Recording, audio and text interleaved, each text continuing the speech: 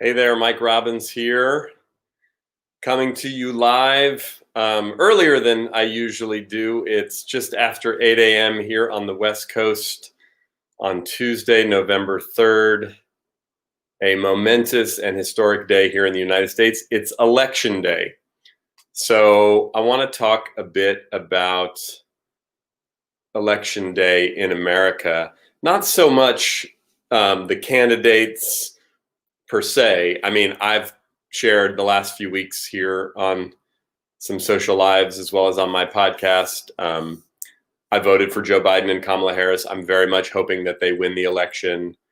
But I want to talk a little bit more about some practical things that we can do and be mindful of today, and also some mental and emotional things that we can do for ourselves and the people around us. Hey, Meredith, good to see you. So if you're joining live, feel free to chime in. You can leave comments, whether you're watching on Facebook or LinkedIn or YouTube. If you're watching the video of this after the fact, feel free to leave comments as well. I will go back and check. All right, so a couple things. So how are you feeling personally? I'll share a little bit I'm feeling nervous, anxious, but mostly more than my nervousness and my anxiousness, I'm actually feeling excited. It's a long time coming. Hey, Alexandru, hope things are good in Romania. We're having quite a day here in the United States with our election. But I mean, this has been such an intense time. Hey, Barbara, with the pandemic and with everything that's gone on in our country. Yes, I voted already. I voted a few weeks ago. We always vote absentee, mail-in ballots, but the day we got them, we filled them out and we drove down to the county office here in Marin County and dropped them off. So yeah, so a couple of things. So I'm feeling nervous, but mostly excited and cautiously optimistic about the outcome.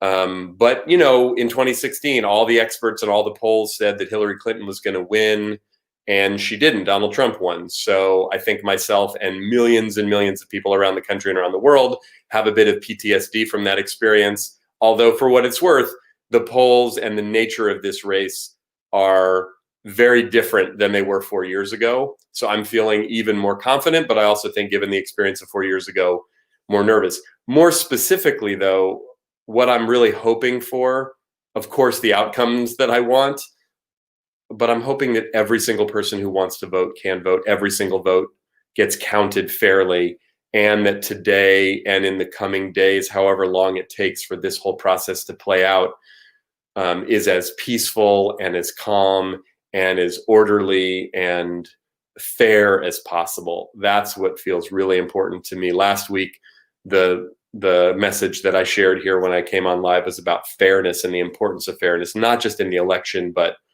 in our country, in our society, in our organizations, and our teams, and our families. Super important. So a couple of practical things you can do. If you have not already voted and you do live in the United States, please vote. Please, please, please vote. Go to your polling place, wear a mask, bring hand sanitizer, socially distant, bring water, bring a snack. If you need information on where to vote or how to vote, go to iwillvote.com. I will put that link in the comments here after I get done with this. There are also hotlines you can call if you're having issues or questions. If you have a mail-in ballot, don't drop it in the mail today for the most part, even though in a lot of cases, if it's postmarked by today, it'll still get counted. You can take it to your county office or to a drop box, or I think most polling places you can drop it off. So do that. And if you have any questions about that or how to use the envelope or sign the thing or whatever, it's different county by county, state by state. Make sure to get help and support. If you've already voted, reach out to everyone that you know and make sure that they're voting, that they know where to vote, they know how to vote. You can also make calls to swing states. After I get done with this, I'm going to be making some calls to Pennsylvania through Vote Save America. So I'll put that link in the comments as well. You can go to Vote Save America. There are places you can call to Pennsylvania, to Florida, to Ohio, to Michigan, to Wisconsin, to Arizona, to North Carolina, to all of the swing states. So there's lots of stuff to do if you feel so inclined. So vote if you haven't already. Encourage everyone to vote. Get whatever information you need from iwillvote.com and see if there are places where you can also, if you're willing and you're healthy enough, you still might be able to volunteer at polling places or help get people to the polls. Since California is not a swing state, I'm going to be staying home most of the day and just trying to do whatever I can from here. So those are the practical things. Now I want to talk a little bit about mentally and emotionally. So again, this is an emotionally intense time for a lot of us, for a lot of reasons. There's a lot of fear. There's a lot of anger. There's a lot of self-righteousness. And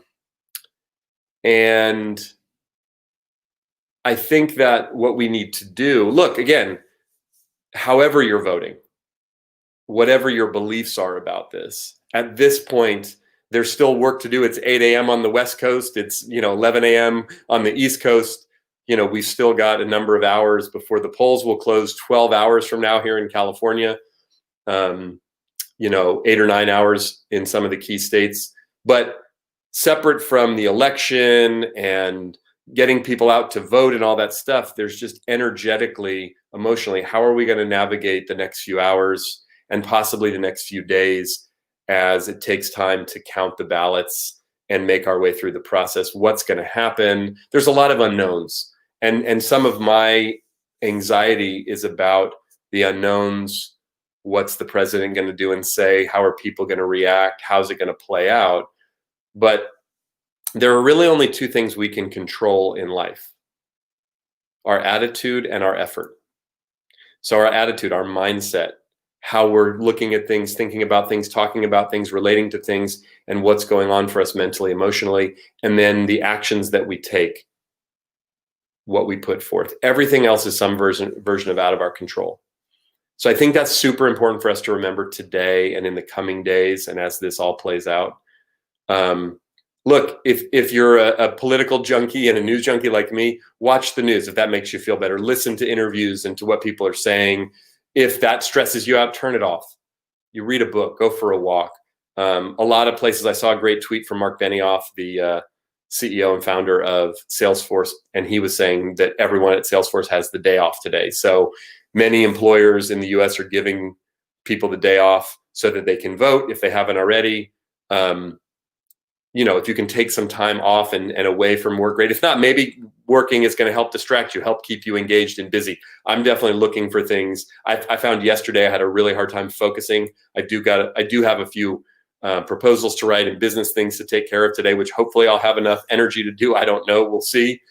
But, also be mindful. I've been noticing with our daughters who are 14 and 12, I can see just and feel the intensity. They're picking up on it definitely through the weeks and months leading up to this and everything going on. So just be mindful of your children, your family, the people around you. Take care of yourself. Eat, hydrate, go for walks. I mean, all the normal things. But again, today is a big day and we don't know exactly how it's going to play out. I mean, there's a scenario in which the outcome could be pretty clear early in the night. If Biden wins Florida, let's say, as an example, or Georgia or North Carolina or Texas or any of those states are able to be called, and they're called in a way that make it look like, oh, this thing is, over. Or the opposite could happen where it's going to come down to Pennsylvania and we might not know the result until Friday or the weekend. And all of whatever may ensue, shops are boarding themselves up and there's a big barrier being put around the White House and a lot of fear of what might happen and how things might play out. But again, we can control our attitude. We can control our effort. How are you feeling? What are you doing? Again, if you're joining live, I'd love to hear thoughts that you have about it, what you're doing to take care of yourself, what you're doing to support your family, your friends, the people around you, not just to go vote, although that's super important. We got to go vote if we haven't already, but also to manage the emotional roller coaster of all of this. So how do we approach this time period with graciousness if our side wins or loses? That's a great question, Chris. It's funny. I'm one of the things I'm going to be doing today, I think, is doing a little bit of writing and preparing for, not to sound too self-important, but how do I want to respond personally, and how do I want to respond with my work depending on the outcome? If the person that we vote for wins, how do we handle that?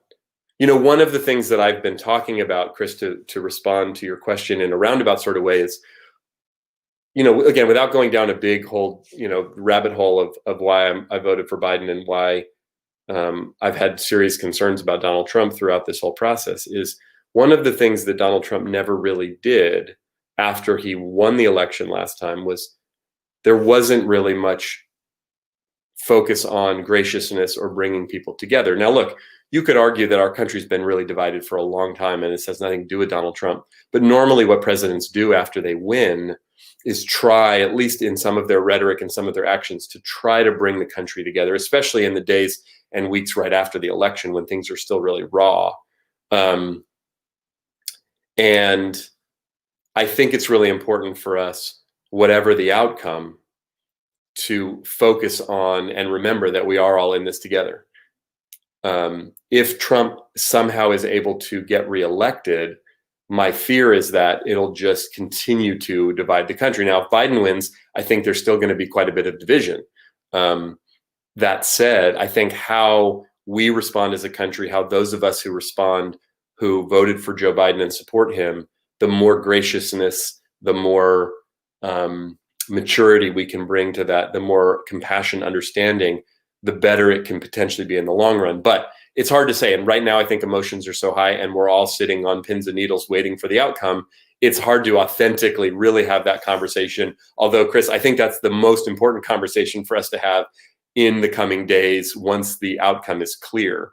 Because I'm also concerned, again, if Biden does win, which I hope he does, what's going to happen with the transition? What's going to happen in the subsequent days and weeks and months? It's 2.5 months between today and Inauguration Day. So as a nation, we're going to have a lot of work to do. And then look, once Joe Biden gets inaugurated, if he does, there's still a ton of work to do. And even if Donald Trump were to win re-election and be the president for another 4 years, there's going to be a ton of work to do. So we have our work cut out for us either way, both practically as well as emotionally. But again, I think the focus for today for me, and I offer this to you, is, vote if you haven't voted, right? Take that action, support people to do everything you can, leave it all on the field in a practical sense in terms of working for the outcome that you want. Secondarily, take care of yourself and the people around you as best as possible. And thirdly, let's really focus on and hold the intention for a fair, peaceful, thorough process for the election that everyone can feel good about. Again, one of my hopes too is that it's super clear about the outcome, so we're not left in this place of something nefarious happened or all of that. We've had enough of misinformation and conspiracy theories and all kinds of craziness for the last bit of time, right? Jody, I appreciate you saying that anxiety increasing every day as we get closer to the outcome. Yeah, prayer and meditation. If you are someone who meditates, meditate. I woke up really early this morning because I actually had I was speaking at a virtual event for PayPal that was hosted by their folks in Europe. So it was very early, 6 o'clock this morning, Pacific time. I was grateful to have that to focus on, but I woke up really early. It's also, we changed the clocks back, but I was just filled with excitement and anxiety, but was able to lay in bed and really calm myself and then have a nice meditation. I'll hopefully be doing some more meditation. Prayer is another thing. If you're a person of faith, of any kind of faith where you pray, it would be a good time to pray. To light a candle, which we did last night and we'll do tonight, praying for what's ever in the highest good for our country to happen and for the process to play out as peacefully as possible. Go for a walk if you can, write in your journal, play with your animals or your kids, or, do things that bring joy to you. So I'm praying for our country. I'm praying for all of you. I'm praying for the most positive outcome possible, for peace, for fairness, that we make it through today. This is a really, really big day in the history of our country. And as scary and potentially upsetting as all of this may be, I also feel really grateful to be alive at this moment. I feel grateful to be an American citizen and have the right to vote. I feel grateful for, even with all of the issues and challenges of the news media, some of which I have real significant issues with directly, I'm grateful that we have a free press in the United States. I'm grateful for all of the people who are out there working and volunteering and supporting the process, and grateful for all the people who fought for the right for us to do this. And we shall see. I may come on here again in the next day or two to respond to what happens, but feel free to reach out to me through LinkedIn or Facebook, or I don't know if there's a way to reach out on YouTube, but you can get in touch with me. And I'm here. I'll be recording a podcast tomorrow as well about all of this, or Thursday. And let's remember, we're all in this together. Thank you.